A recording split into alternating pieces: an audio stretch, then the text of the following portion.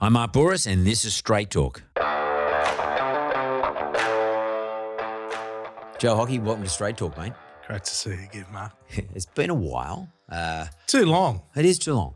Well, now that you have to pay me to come into the interview. Shit, I didn't know about that. Oh, yeah. Interview finished. That's it.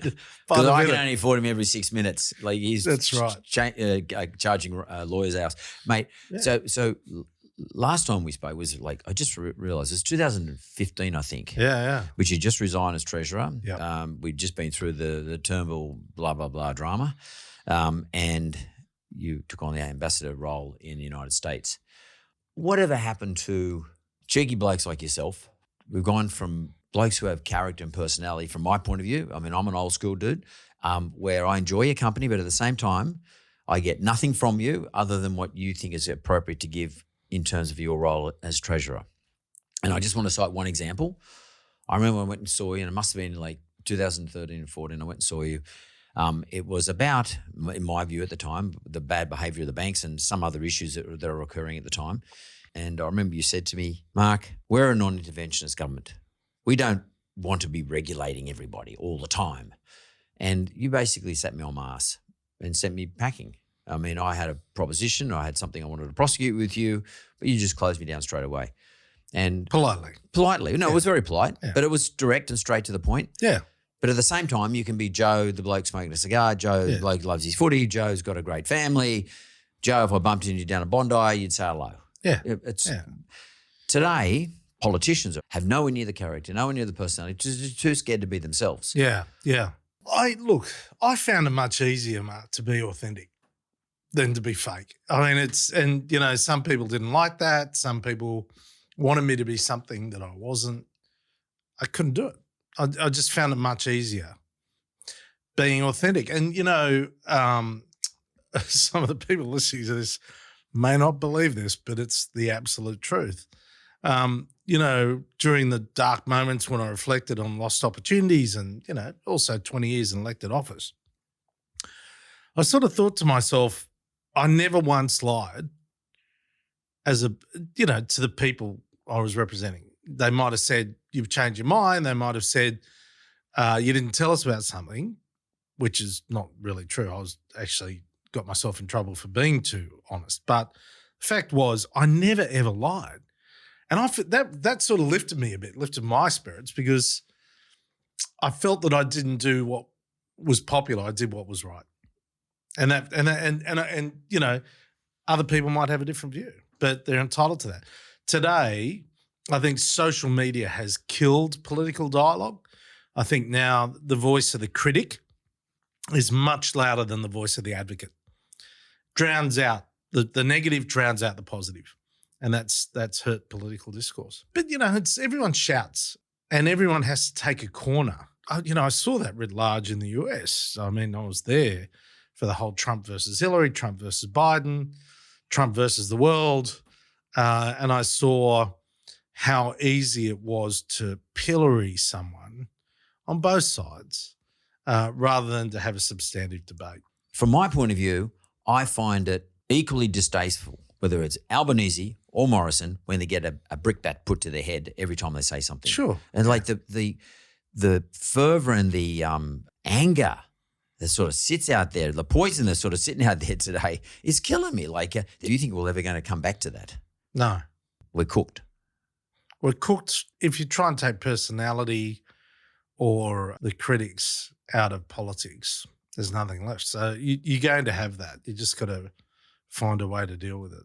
It's kind of interesting, isn't it? Because, this is the theory according to Joe. I mean, in the 80s and 90s, early 90s, we had a very regulated economy and then we had high inflation. There was a period of deregulation, when productivity was driven. When I remember when they dumped tons of eggs out the front of Parliament House in Macquarie Street in Sydney against the deregulation of the egg industry.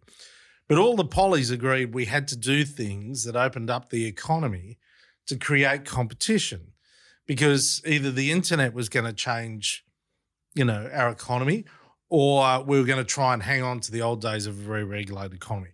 So as the pollies led the deregulation process, more disruptors like you Yeah, exactly. came into the market, disrupt the banks. You saw the internet disrupt news media. Now, over time, you saw Uber disrupt taxis, a regulated industry. You saw Airbnb disrupt hotels. It goes on and on and on. What's happened since the GFC, in my view, the governments are expected to solve everything. And when the deregulated economy isn't doing well, governments are expected to step up with money. And when I chaired the G20, which is all the finance ministers of the leading economies of the world, in 2014, I looked around the room and all the central bankers and all the finance ministers were exhausted by the GFC. They'd spend every dollar they had trying to keep their countries out of the recession, and often they couldn't. Interest rates were at zero. And then things started to improve again, but then we get hit by COVID, the whole world. And all of a sudden, there's no money left to spend to get re-elected. Interest rates are at zero. People are used to the idea of now full employment, and the economics is going bad. So the biggest risk going forward is that the only lever politicians have is to start re-regulating things, re-regulating news media, re-regulating the economy, regulating banks, regulating outcomes. My industry, for example, banking, has been re-regulated. Yeah, that's right. Call the Royal Commission. All this regulation coming back, even going so far where, in the case of Beijing or in Moscow or in Turkey, in Ankara, the government says, look, we know better than you. We're going, look, don't worry about elections, or we'll rig the elections. So now you're seeing autocrats. Only, stunning stat I've heard the other day, only 20% of the world has a free election. Only 20% of the world have a vote. That's what it is, right? And so this is a big turnaround in the direction of the world where all of a sudden we rely more and more on government. And if the government doesn't respond to you, you shout at them on Twitter, you shout at them everywhere, and you say to them, I'll get rid of you and I'll get someone else. This government push to now become more regulatory in various environments as a result of them being pushed by interest groups on the various social media. Or the loudest voice. The loudest voice, whoever it is. Yeah. So is that sustainable though? Because I have to tell you, like in my industry, the banking industry, Royal Commission guests come along. I remember I asked you to hold a Royal Commission or a commission into this, and you said no way. That was the question I wanted to put to you. I think there should be a commission. You said no way. Then Scott held the Royal Commission. But I did have a review of the Murray review. You had your 9 points. That's right, and I knew what they were. I remember. I don't know now. I knew what they were. And what I did was I said, okay, we'll have a look at the system, but we're not going to have a kangaroo court. Yeah. Right? And that was really important. I don't want to get too technical, but you remember I increased the tier one capital of the banks. Yep. I put money into the RBA, $8.8 billion I put into the Reserve Bank to make sure I kept saying for a rainy day. And the rainy day came with COVID. And we had no problems with our banks. We had no problems with the Reserve Bank. And still we have great competition in Australia. But, if you just respond to the loudest voice all the time, you're going to have terrible regulation. I don't know. I'm doing a home renovation in Sydney. Man, the red tape and the green tape. Oh my God. I would never renovate again. I would never employ another tradie again. I'd never employ a builder again. I want to build things. I want to make things better. You want to spend money. I want to spend money to make things better, to make money. But by God, stop trying to control me. And what we've seen now over the last few years, particularly with COVID, government was always collecting, it's a business partner on the revenue side because they tax you. And then the government regulates you in the middle. But under COVID, the government's supplying you with income. So they're on all sides of your business. And some people think that's the norm. It's not. And it shouldn't be. And it shouldn't be. Otherwise, there'll be no innovation. So someone like Trump, does he think the same way as you're thinking now? I mean, and how would he change things? Well, he did. I mean, Trump deregulated. Trump lowered taxes. The problem was he didn't reduce spending. He had the guilt of someone, billionaire, and he said, look, I'm not gonna reduce government spending, leave the spending there, and the economy will grow and it'll fix it. Of course, in the United States, because they have an election every 2 years, And in the United States, because the Congress, not particularly the president, but the Congress determines where money is spent. No one wants to make unpopular decisions. So what you've got to stop before you even get there is making decisions that spend money you can't afford into the future. Now, the US has failed. You know, God bless Joe Manchin, senator from West Virginia, Democrat, who's a mate of mine, who's the deciding voice in the Senate at the moment. Because if you keep locking in all this government expenditure, all you're doing is passing the buck to your kids and the grandkids. In terms of debt. Yeah. Yeah. Someone has to pay it off. It has to end in tears. And the only two ways governments ever pay off debt is either by cutting expenditure and raising taxes or inflation.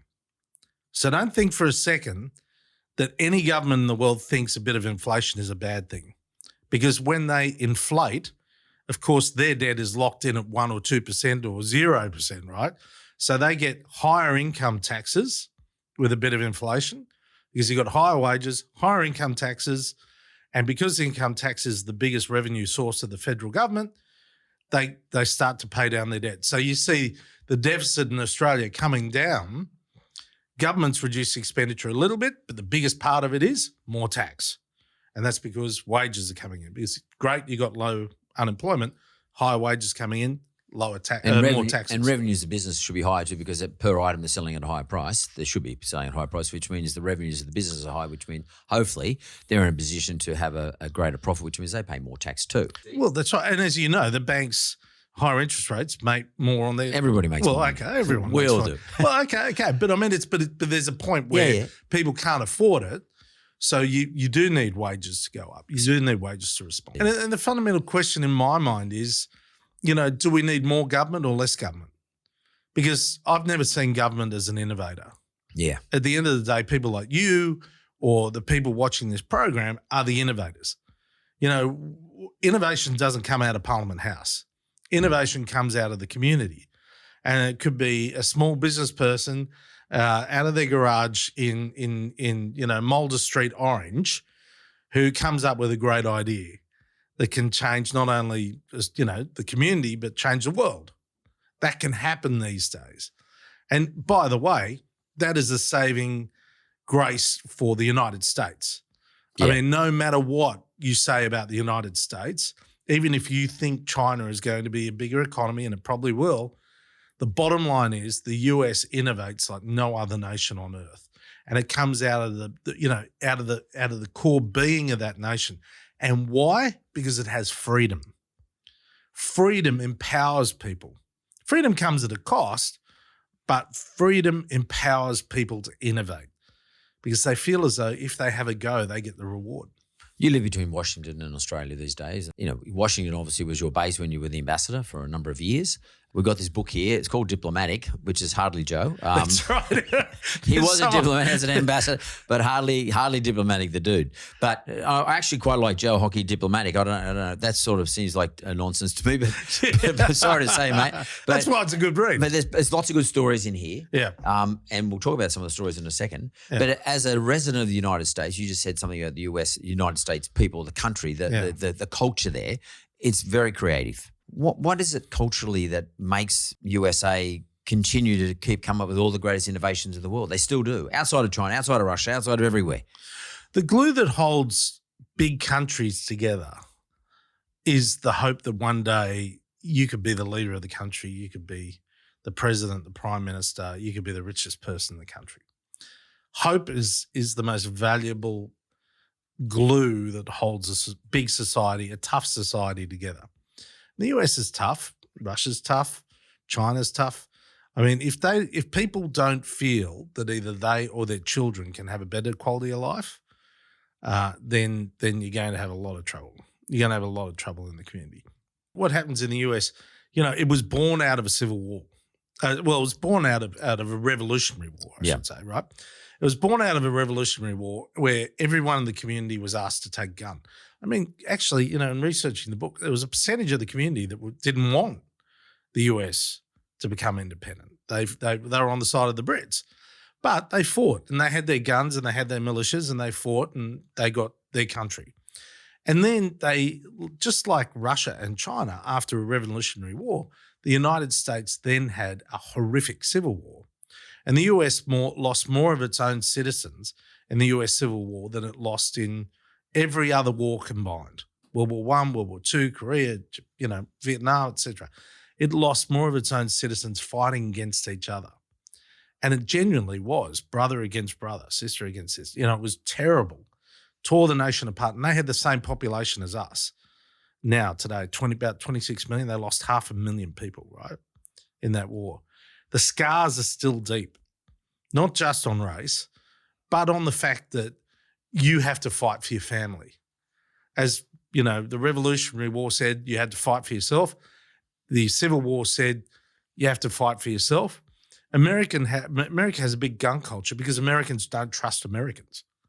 They walk down the street. They can't trust someone isn't, going to have a go at them, particularly in some places. So the nation then says, if I don't innovate for myself, then, no one's going to give me a living. And that's what has defined America's strength. I've got to survive. I've got to have a go. And if I have a go, actually, I can become rich. I could be Bill Gates. I could be Warren Buffett. I could be, Jeff Bezos, and, from rags to riches. That's the story that motivates innovation, but also entrepreneurship in America. Whereas in Australia, I mean, we were sort of like the child that, our parents wanted to get out of home, right? They helped to raise us and we relied on our parents, and we still think to some degree that if things go bad, the government will bail us out. In America, there's not that culture.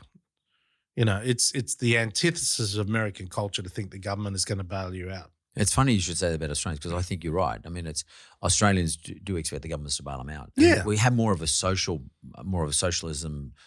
platform, sort of somewhere in our guts. I mean, that's right. Yeah. It's the idea that we live in a really tough country and we're a small population. And if anything goes wrong, the government will take care of us. Now, maybe that's a good thing, but it's certainly not going to be the biggest driver of, fearless hope. And I like that. Fearless hope. This is fearless. This is authentic. Yeah. And it's all about a whole lot of stories. Yeah. The book, in terms of, everyone talks about Trump, right? Yeah. I'm not going to talk about Trump. Well, you can ask me about Trump if you want, but there's lots of stories about Trump, right? The golf course one. Yeah, there's golf course one. So you can ask me about that. But the one I really want to give you is this one. I went to Beijing as treasurer, and it was an APEC meeting, and I got on really well with the finance minister of China, Lou Jiwei. Great guy, tough. And we had the finance ministers of the Asia Pacific there, and we were at this, at this hotel, and we're having a meeting. He said, look, Joe, we're going to the Great Hall of the People, Tiananmen Square. We're going to meet the premier and the leadership of China. I want you to be the spokesperson on behalf of everyone. Just say thank you. Great to be here. See you later. That's what he said, right? And I'm going, oh, wow, okay. Great Hall of the People right next to Tiananmen Square. I thought it was one hall, but it's 7. And we walk in filing, and, it's roughly half the world economy. And I'm speaking on behalf of everyone, right? And you walk into this huge room and there was like 300 media there, cameras everywhere, right? And it's in the shape of a horseshoe. And at the apex of the horseshoe is a big, pot of beautiful flowers and 2 chairs, and then everyone else is sitting, in that Chinese way. So they go, you go and sit here next to Premier Li, right? And interpreter behind the flower pot. And I'm sitting there, a bit like this, sitting there, and I'm looking at, basically the whole Politburo there. The only person who wasn't there was the President, Xi Jinping. And then I'm looking at all the finance ministers, cameras, and then big mural of the Great Wall of China. I'm thinking, God, he's going on about how great China is and it's done really well and blah, blah, blah, blah, blah. And the interpreter's doing to me. And I thought, am I just going to sit here and just say, thanks for having us? And I thought about my own dad who started a small business, and I thought about all those people that, hand out how to votes for me. And I thought about the community in Australia having that chutzpah in Australia that, you say what you really think. And he finished, and I thought, oh, no, bugger it, right? And I said, well, thank you, Mr. Premier, and, to everyone here. It's a great honour for us to be here. China has a great success story. I first came here when I was 13 years of age, 1978. I was in the second ever tour group to come to China, and all the Politburo turned and looked at me, right? And I said, when I came, everyone was wearing green suits or blue suits, and they're all nodding. Everyone was on a push bike, hardly any cars, no neon signs, no building more than 4 stories high. And I said, and they're all nodding. And I said, I have seen the greatest transformation in the most number of people in the history of humanity. And they all went, yeah. I said, I want to thank you for embracing capitalism. All I could see. And it was just like faces dropped. They ushered all the media out of the room. No. Right? It's like the media all started peeling out. And all I could see was my friend, the Japanese Deputy Prime Minister, Taro Aso, and he was banging his ego. Yeah. Because he is a capitalist, I can tell you. And he's not a big fan of China. But, he's like, and I'm just going, oh, God, and I didn't quite expect Did you realise, but did you know you were going to say that? Or yeah, because that's what they've done. Yeah. Right? Yeah. And then I went on to say, I tried to rescue the situation. I said, Mr. Premier, nothing illustrates it better than Alibaba listing on the New York Stock Exchange for $204 billion, the biggest IPO in America's history. And the mission statement of Alibaba is to facilitate the growth of small and medium enterprise out of China. I said, that has brought prosperity to the people. The enterprise that your nation has been famous for hundreds and hundreds of years. Yeah, forever. And he said, it's quite interesting, right? He said, you're right. Without enterprise, we would not have today's prosperity. And we need to keep enterprise going. You wouldn't call it capitalism. Yeah, and by the way, forget the capitalism. It is enterprise. It is enterprise. Human enterprise. Correct. Our ability to make ourselves better. Yeah. To improve our lives. Correct. Which, if I went right back to where you first started from about renovating your house, which is exactly what you're trying to do at the moment. Yeah. But in this country, it's become nearly impossible to improve your position. It's hard. Because of the regulatory environment or just the roadblocks that get put in front of us. How do they do it in a place? I mean, you've had experience, John, but how does that in China? Do they have those sorts of roadblocks that we experience, or is it just an overall? Well, roadblock? no, they let 1,000 flowers bloom, right? So they've got many billionaires now that have set up businesses and innovated. The challenge is that Beijing's unpredictable. Yeah, and it steps in on a business, or it steps in to control something. And a lot of big businesses in China have government ownership of some level, some degree. But the innovation, China's moving from getting innovation using lots of different ways, but getting it from other countries and copying it and improving it to actually becoming an innovator in itself. The challenge is that some of the innovation in areas that are very confronting, like the ethics of health, what will you do to innovate in health? Cloning and all that sort of stuff. That's unregulated in China, and the lack of regulation has helped China to become an innovator.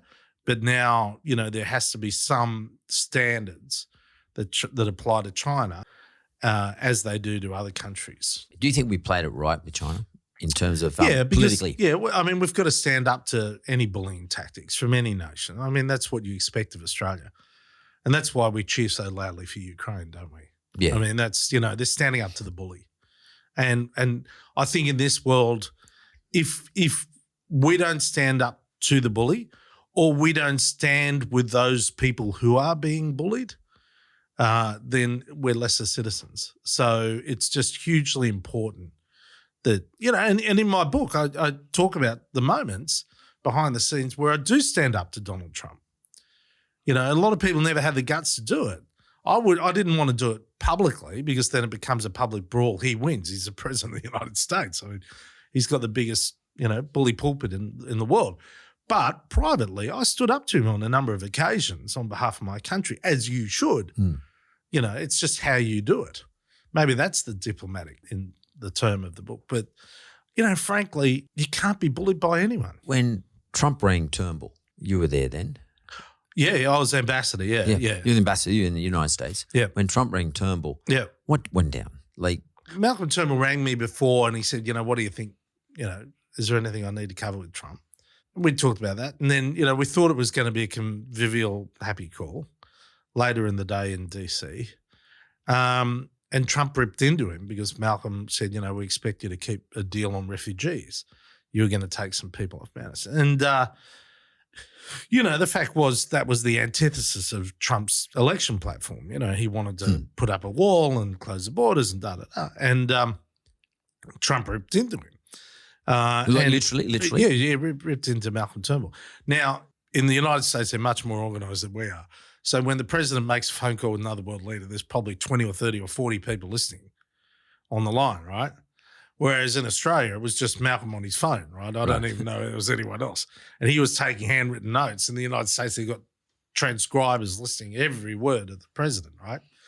And afterwards, Malcolm rang me and he was like, what? Oh, my God. He was quite shaken. He said, well, it went very badly. It's, basically cut the conversation short and it went badly and it was, terrible call, right? And Trump said, I'm not honouring a deal from Obama and, why would I do that? And blah, blah, blah. And this is the worst call I've had all day. I thought, oh, well, okay, well, we need to, lay out a plan to try and rebuild that relationship. But then it leaked into the media, the full transcript.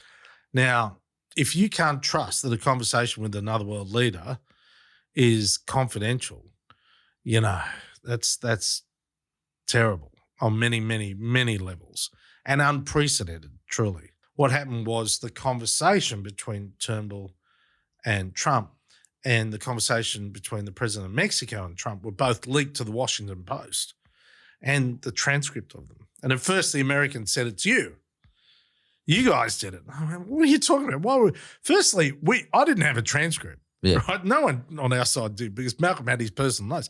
I said, but secondly, it's word for word. Why would we leak it? Logically, yeah, 100%. Why would we, But there was paranoia in the White House under Trump.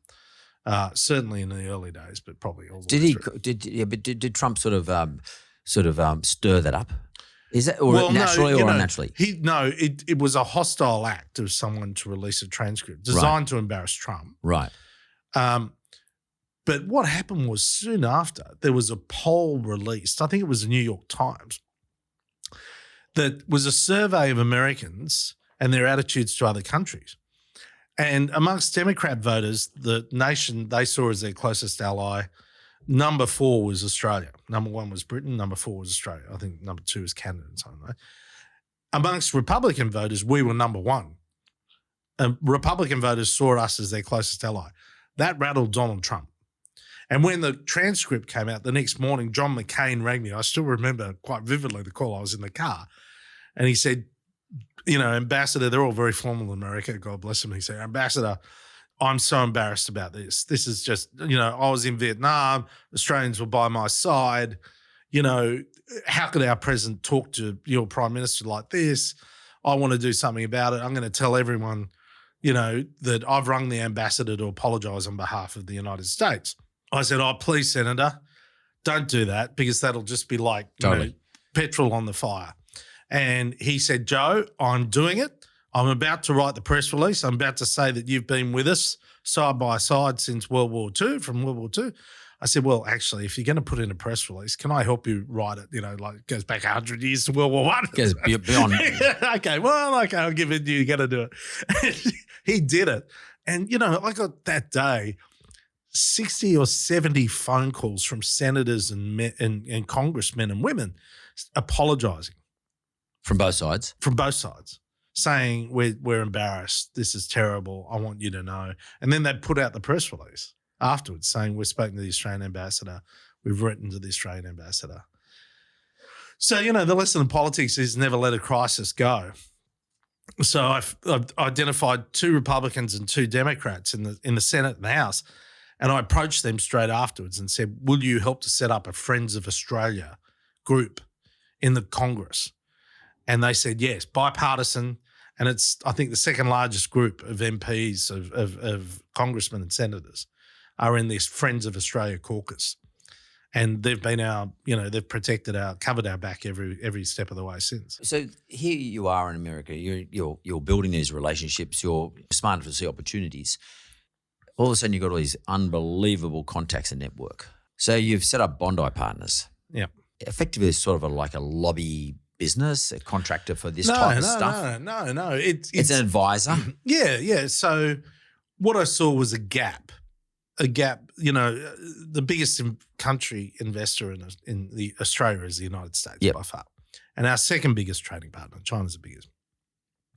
But also Australians are increasingly investing in the United States. And why? Well, because there's risk everywhere else. Under Kevin Rudd, and various others, they say, well, China's it, America's gone. Well, all of a sudden America hasn't gone. And for a lot of companies, they have to be in America. And so, but they didn't know what to do. They thought they knew America because, they watched lots of American TV and they've flown to New York and Los Angeles and so on, right? It's not America. And setting up a business in America is very hard, very complicated. It's 50 different countries effectively. And I said, okay, I'll set up a business in DC and a business in Australia that will help businesses get to America or come into Australia. But you put him in contact with people? Yeah, and it's business to business. Yep. It was overwhelmingly B2B, but it was also B2G to some degree. And then I'd get a lobbyist in. I'd find the right lobbyist. But you know the right lobbyist. Yeah, that's right. You find the right people to go to the right people. Yep. That's really, really important, right? Because in Australia, they're not familiar with this concept. In America, they are. So, in America, it's a Teneo or a Baines or a McKinsey's or someone like that. Whereas in Australia, it's people say, oh, you must be a lobbyist, right?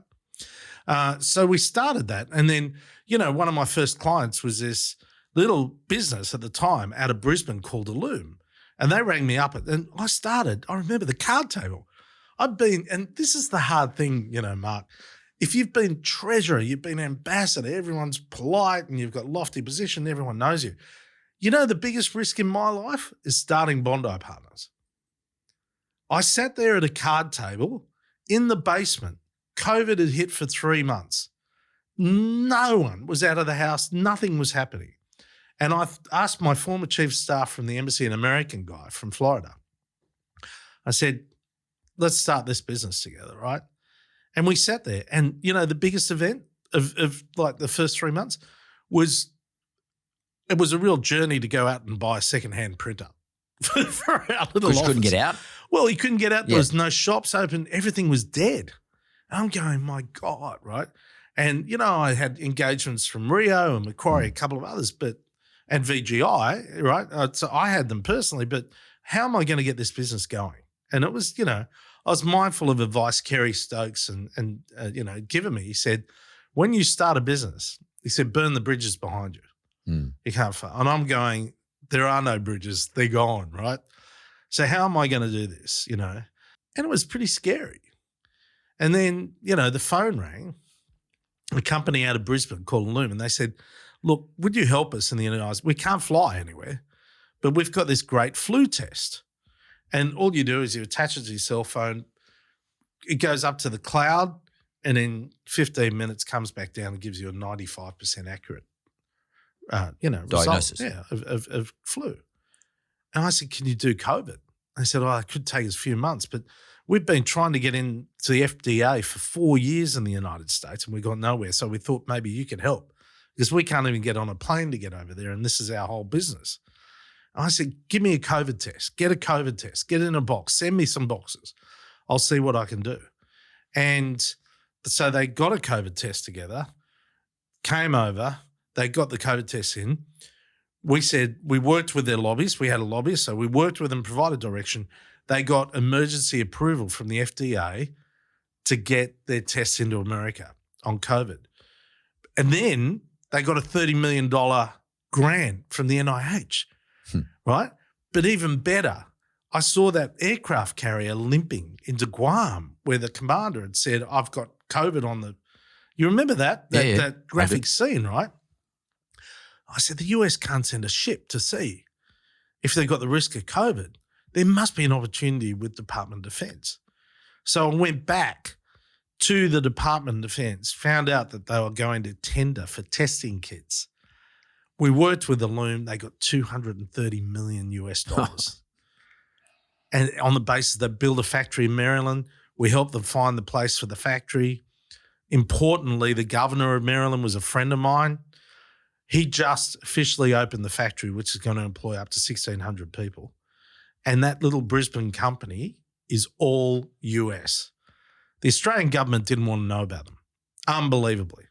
Extraordinary stuff. Ridiculous laws here. Australia failed them, but they went to the United States. That company has taken off. I guess you understand the importance of people got to like you.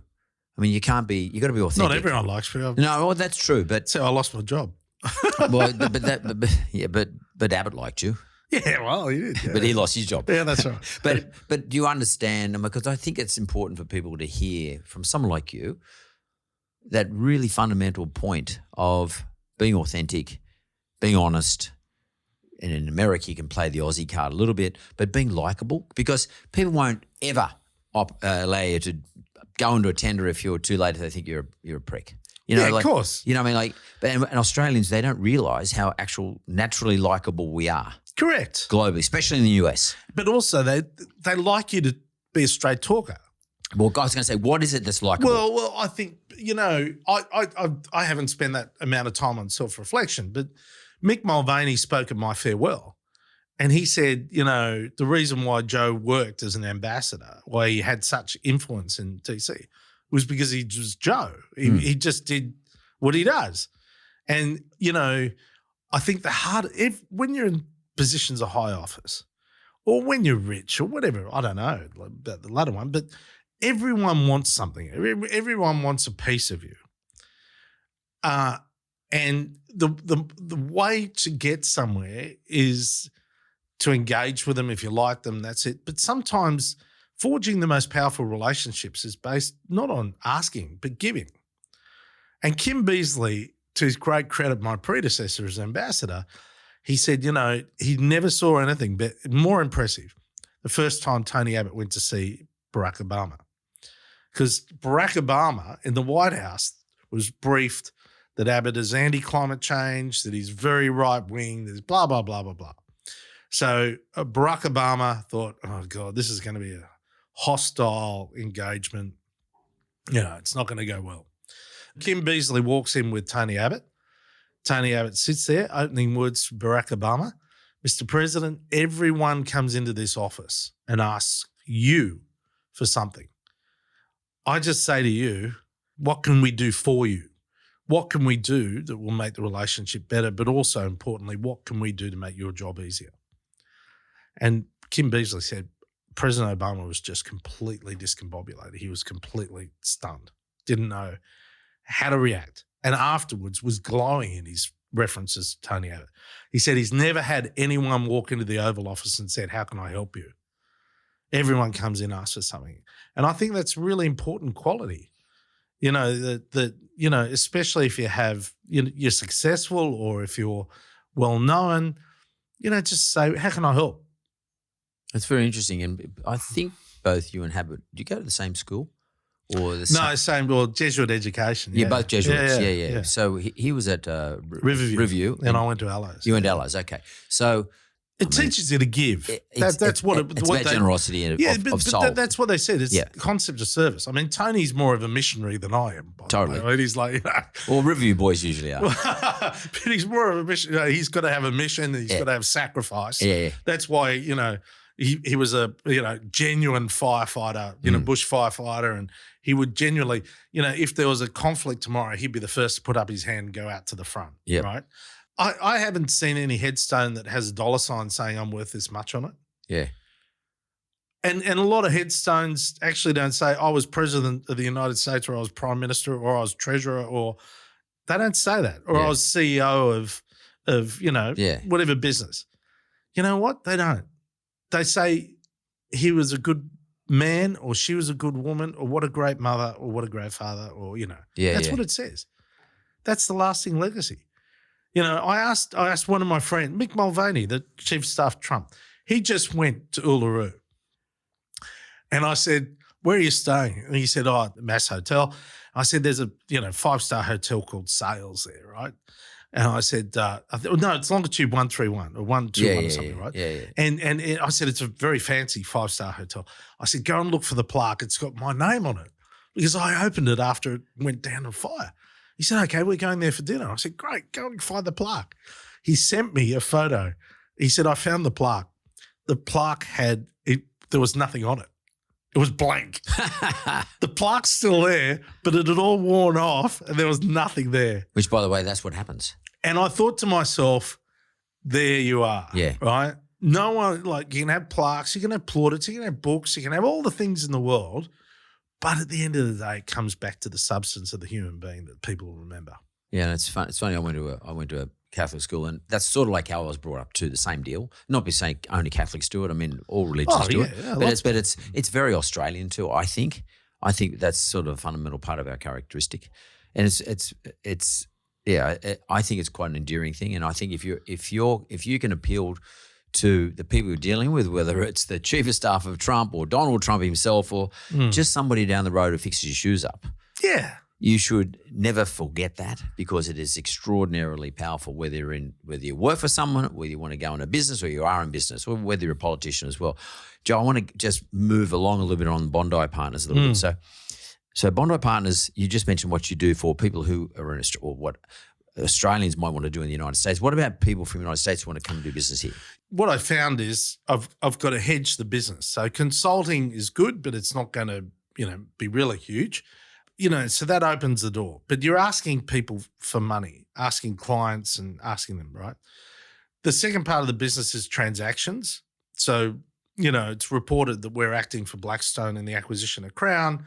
I put together a Digicel deal, involving Telstra, working with Telstra and the Australian government to buy the biggest telco in the Pacific. And we're doing a few other transactions where we are strategic advisors. We're, not investment bankers, but close, air traffic controllers. But you're helping on the strategy. On the strategy. And then the third part of our business is a funds management business. So you remember I talked about Loon, right? Yep. They offered me, 10% of the company. I didn't have the money, but I could see the massive potential of the company. But you could find people who might want to invest. Well, I could, but I thought, hang on, I really want to have the capacity when I see something great to invest. Now, no politician has ever set up a fund, right? A managed fund. A managed fund. No one's set it up. People have tried. I think there's been a few illicit funds over the years set up, but not me, right? Or any, serious thing. So I wanted to have a partner. So I did my research, found Ashok Jacob at Ellison Capital. I went to him. I said, you understand business. You understand, how to look at a balance sheet and make it work. I understand, security.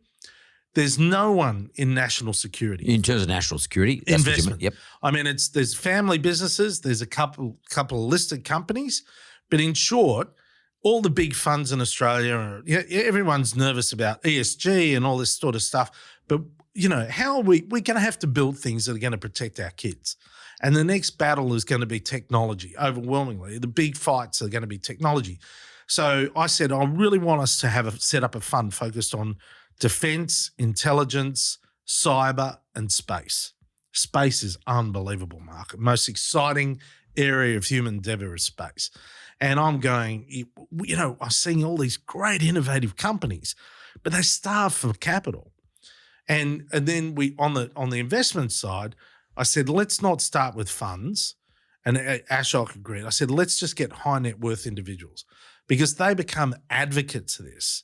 And if they're seen to be making money, helping to build the technology, then others will follow in time. And so I approached everyone in my diary, everyone I could. I'm sorry, I was talking about high net worth individuals. Whoops. And anyway, but I approached everyone I could in the US and Australia, and we closed the fund. And had a first round fund. How much did you raise? We raised over 30 million. $30 million, yeah. Which is a lot for a first round fund, right? And for something without novel too. Yeah, novel. But the pipeline of money that these people can bring is over 20 billion. Yep. Right. So, and America and Australia, and we're now deploying that money into companies, but we want the companies to be, have cash flow and a clear we want them to be dual purpose. So not only, defense, but they've got to have a commercial purpose as well. That's really, really You've got to make important. money. Make money. Yeah. It's got to make money because whilst you can have all the goodwill in the world, if it makes money, it'll grow, substantially and quickly, which is exactly where we want to be. And the fastest area of expenditure in Australia really is defence. You can see it now. So all of a sudden, all the world has changed after Ukraine. What a day that's changed the world, right? So you are seeing Poland and Germany and all these countries. They want the best technology. And Japan too now. Yeah, Japan. Countries who have been pretty much pacifists for a long time. And we've got to defend ourselves. Yeah. We've got to protect ourselves. And it's not just in traditional military side of things. It's cyber. It's up in space. What's happening in space is mind-blowing. I mean, we all rely on space with the internet, with our phones, with flying, everything, right? And then that sort of thing, investing in it, being smart about it, backing the technology. And then if my company, Bondi Partners, can also help those companies grow into the United States, fantastic. It's another income stream for Bondi Partners. Yeah. In terms of, what's the name of the fund? Called the 1941 Fund. 1941 So it's fund. 1941 up because that was the year America was attacked. Yep. And that was the year Curtin said, we turned to America. So if you go to 1941.com, it's there. 1941.com. So and now that fund now, in terms of, like as Ashok and Joe, they're not doing the sort of the deep, they're not getting into the weeds. Yeah. So how do you resource that fund in terms of people? Ellison Capital has investment, but Yep. also my team at Bondi. Yep. I've got my CEO, Anthony Lazapina, who was an investment banker at Investec and Barclays, and my wife, Melissa Babbage. Melissa, she worked at... she was a Deutsche, but she's also on the investment committee and she's on some boards, international boards. Yeah. So she knows all about that stuff as well. And then, so what we bring is I've got generals, admirals, air vice marshals, intelligence people who are part of Bondi Partners, my team. Right. And they communicate with all the rest of the others in that industry. It's a club, right, if you like. Yep. And they communicate and say, is this going to work? Is that not going to work? What's the prospects for this overseas? What are the prospects domestically? Because, it's also the case that defence wants to make sure that when they contract with the party has the finances to be able to deliver on the contract. Very big story. Yeah. So we're never going to have a big, secure, sustainable defence industry in Australia if they don't have private capital. Because you can have a government contract, but unless the technology keeps up, then it won't be there. The second thing is I met the equivalent of Q out of Bond. I met the equivalent of Q in the United States. Wow. I was having a chat with him, right? Crazy bastard, but and he said, when we buy technology for the security agencies these days, it's hugely important that be a company that is not just supplying to us. Because previously we would buy technology and we'd use it, and then we only had one supplier and the technology would be obsolete. So we'd go and buy a whole lot of it for 10 years potential use, and then after 5 years, a better technology comes along and the company falls over. So now we only buy the best, and we want to make sure that company is financially viable. But you're seeing these individuals because of your role, the people you know, right. and they're all looking for a gig. They're undervalued. Totally, they've been getting a wage or salary. And you know what? Today they're worth a lot. Market value's a lot. Oh my God, yeah, and they're really, really smart. Totally, and they've seen stuff. With intelligence agents, with politics, you see 60%, maybe 70% of what really happens, right? With intelligence agencies, you see 5% of what really happens. Yeah. So how do you get a good understanding of 95%? Well, nothing that would compromise national security, but these people are incredibly skilled. And I've worked with them over the years and I'm going, I can't believe, you're retiring and what are you going to do? Oh, we have to go down the South Coast and play golf. Because business won't pick us up. I'm going, oh my God! They retire young too. They're not 65 or 70. No, not that that's no. old, but they're retiring much younger. Oh, but they're also got incredible experience. They just don't know how to commercialize it. So I've found that niche. In you know, the global chair of my business is a former Secretary of the U.S. Navy, Wow. and Richard Spencer, who also was at Goldman Sachs and so on. Great guy. I mean, but he was Secretary of the Navy for 3 years, and he's seen a lot. And he's based in DC, and I'll just go around and sit on the porch with him, and you just learn stuff all the time from these amazing people. Can I ask you, was the best thing that ever happened to you was that Turnbull didn't keep you on, and you ended up becoming a US ambassador, and now you do all this really cool stuff you're doing? Yeah, I mean, look, the truth is, Mark, I really want to differentiate myself from a lot of my former colleagues, because the high point of their life was the office they held. Mm. So now you see how bitter they are, and how resentful, and how they don't know what to do when they leave. Well, they're trying to keep themselves relevant too. Yeah, well, they're all they're opining on, etc. I just had to get in. When you fall from a great height, the challenge is not to spend too much time looking in the rearview mirror. Mm. And you know what? I've sort of convinced myself that it's very hard to move forward if you're just staring in the rearview mirror all the time. Mm. You got to keep looking forward. And I wrote the book for my kids. I had a book written about me when I was treasurer, about my previous career, and that's it. Now I want to build a business. I didn't want to call it Joe Hockey and Associates, because I want it to live long beyond me. I want to build something that helps everyone to be successful. All of it, right? I mean, of course, Bondi Partners is Joe, but it's a great team that I'm building. And to get to 25, 30 people as we are now in 2 continents in a year and a half has been pretty remarkable. And making profits from day one. Thanks very much, Joe Hockey, for your honesty. Like, what you just said defines, to be frank with you, from my point of view, a lot of your success. Your authenticity and your honesty.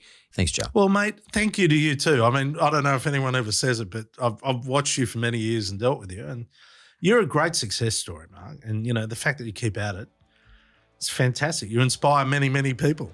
Thanks. Good to see you, Joe. Good on you, mate.